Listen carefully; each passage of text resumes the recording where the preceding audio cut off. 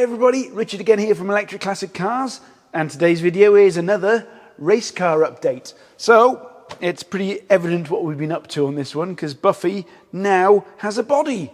It's a fiberglass body, which, as anybody that knows, that's worked with fiberglass before, is you have to trim it to fit, is probably the polite way to put it. This has taken a lot of work. Tony in the workshop has been busy this last week trying to make it all fit, and it's kind of fitting, kind of. So doors yet to go on. In short, this is actually made up, although it looks like one body, it's made up of three main pieces. We've got this section here, which kind of like covers this section, excluding the door. There's a front clip as well, which is actually made up of 1, 2, 3, 4 sections. We'll come to that later.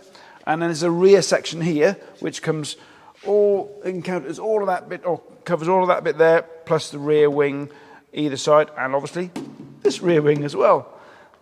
So we're not quite finished with it yet, but I think what we'll do is just show you how all this goes together. So let's start at the front. Now, round at the front, it's a little bit different looking to most Beetles. First thing is there's holes here. Now, why the holes? Well, the original Fun Cup race car had an Audi engine in the back and a radiator, obviously, at the front here to cool it down. Battery system and a motor, a lot more thermally efficient, which means they need less cooling from a radiator. So what I'm going to do is I'm going to blank these off, because I just think it spoils the look of a Beetle front. And I'm going to trim this a little bit bigger here, just to have a scoop in there for a battery radiator. So we'll probably have the battery radiator at the front and the motor and inverter radiator at the rear. More on that later. So what else we got at the front here? So we've got these, which go in there and get tightened up. These are for when the worst happens and you need to get towed out of trouble. Hopefully not because we've run out of charge.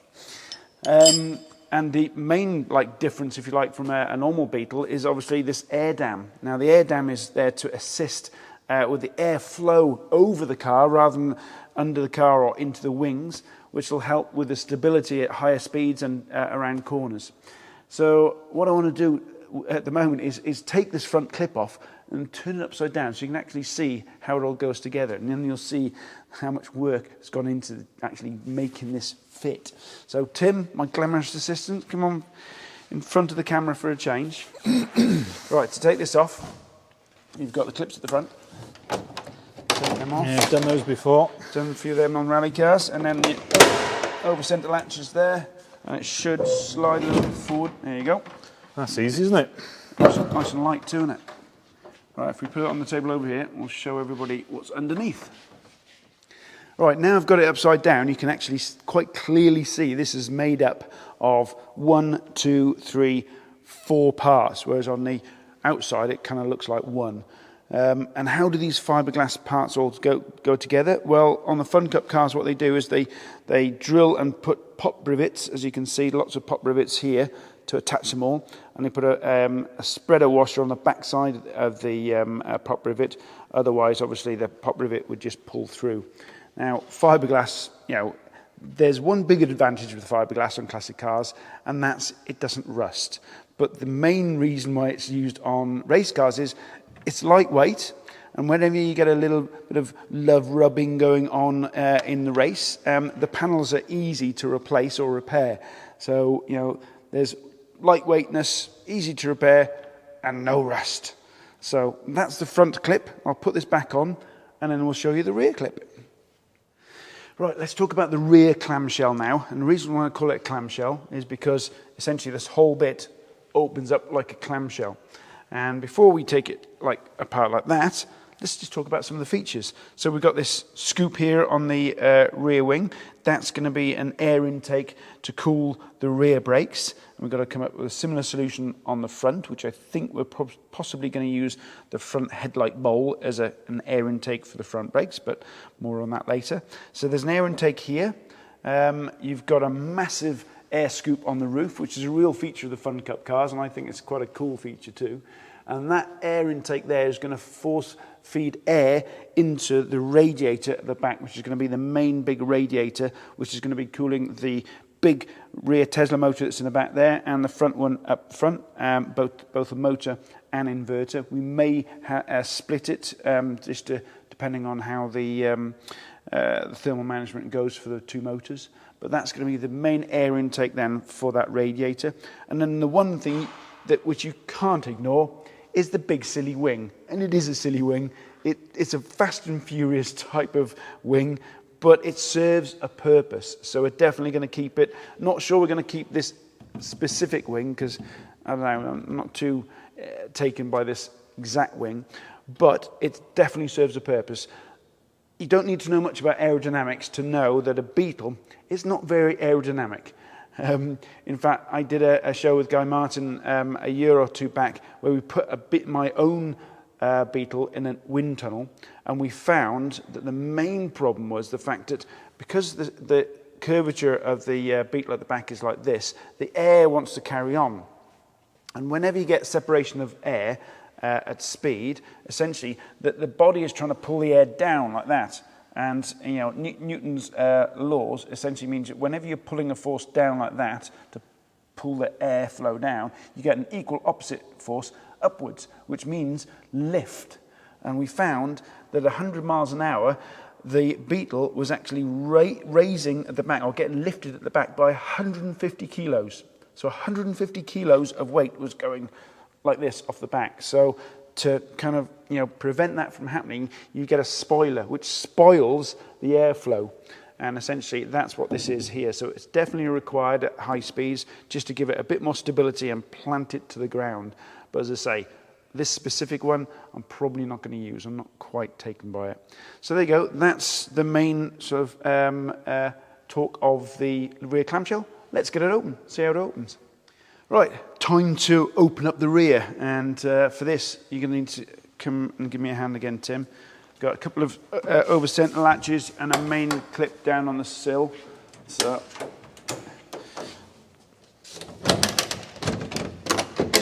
okay, I'm ready. Lift it together. There we go. Don't know why I'm struggling. It's light.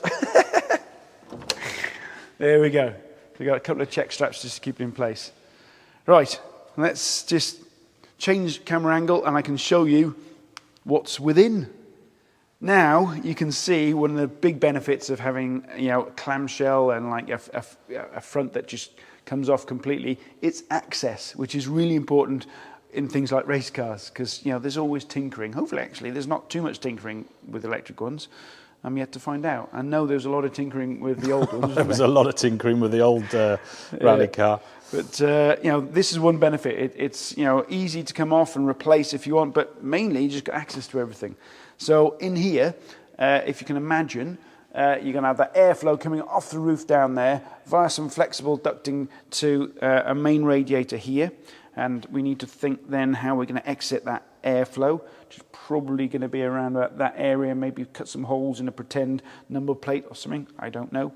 But the other thing which you probably haven't seen is the rear calipers. So let's just have a chat about these. So on the last episode, we were talking mainly about the big, massive, huge front rotors and calipers, but now we've got the rear sorted. So we've got the caliper hangers on, we've got the actual rotor on, and calipers. Now we've gone for a solid disc because I just don't think we're going to need vented on the rears. But the main thing which I've definitely gone for is what's called an EPB. Now an EPB is an electric parking brake. That means flick of a button on the dash, and there'll be a parking brake or handbrake as we call it in the UK, which is actuated by this little motor in here. We've got a controller that we've got up front. So it's an EPB based rear caliper, and again it's that 5x112 PCD, which is the next thing we need to sort out really is the wheels and tyres. And on that note, I want to try and figure out, now we've got this clamshell on, whether or not I'm even going to be able to fit 9-inch wide wheels on the rear. It's going to be 18-inch by 9-inch, hopefully. But let's find out if they fit. Right, moment of truth. Let's see if it fits in there. This is a 18 by 9 wheel, which means it's 18 inches in diameter and 9 inches wide. And what tyre have we got on this? It's This is a 285 by 3018s. Usually I run 295s on these. So this is kind of the narrowest tyre I probably would fit on it. But the main thing I'm worried about is whether or not the wheel is going to rub on the inside of the strut and whether or not it's going to be poking out the wing. So let's push it in and find out.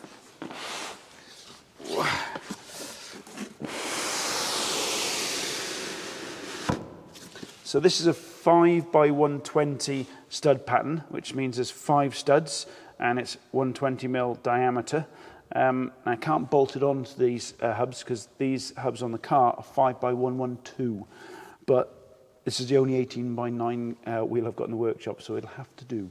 But it's definitely butted up against the rotor, so let's see if it fits. You can already see the outside fits, so need to stand back now and see whether or not it's okay on the wing front and rear, and most importantly whether or not it's actually fouling on the strut. Right, what I'm checking here is whether or not the wheel and tyre is protruding out of the wing, which it's not. Obviously the camber's not set. Now the camber is kind of the angle that the tyre and wheel sit, and this is literally vertical, so we'll probably end up with a bit of negative camber, which means the top is kind of tilting in a little bit, so this will go that way. And equally height-wise, I don't think this is quite right yet. In fact, I'd go so far as to say it's definitely not right yet. This needs to go up there, so height-wise the car's going to come down and that's going to tilt in, but already I can see that it should be fine. So I'm happy that the wheel is not coming this way, and it looks pretty good to me as far as the offset is concerned. Now, offset of a wheel is essentially how much the mounting point is away from the center of the wheel. So if you imagine the center of the wheel there, and the offset is kind of like, you know, how far it is away from the center of that wheel. So the offset is pretty good, which means it's not sticking out too far.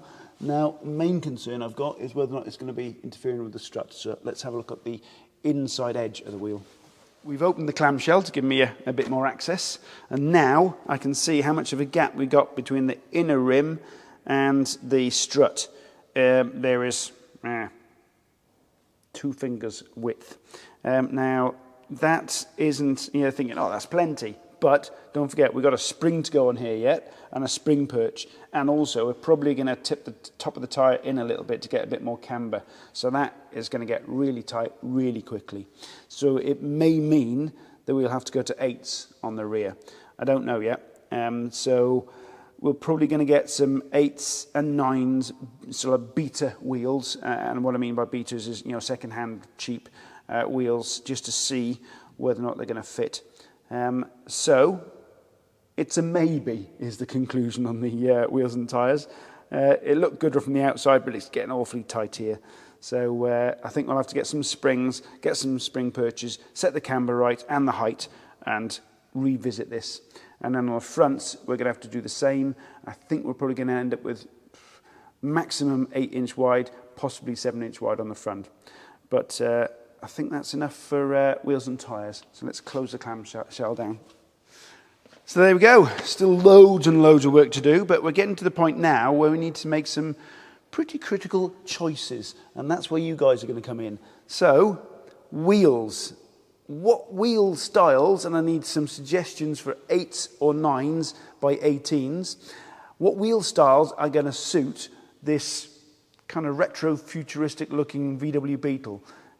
So comments below, please. Give me some makes and models of wheels that I can have a ganders at and see if they're going to suit the styling of the car. And the other really critical thing is now, we're definitely not going to have it all white. What paint job are we going to do on this car? Are we going to do it one colour? Are we going to go with some kind of design? Are we going to go with something really funky, understated? Should we make it look like Herbie? I need some suggestions from you guys. What are we going to do regarding the look of the car? And people can put their links. Links as well? Put their links so we can have a look. Put some links to any ideas you have, wheels or paint jobs. So I hope you enjoyed this episode, and we'll see you on the next one.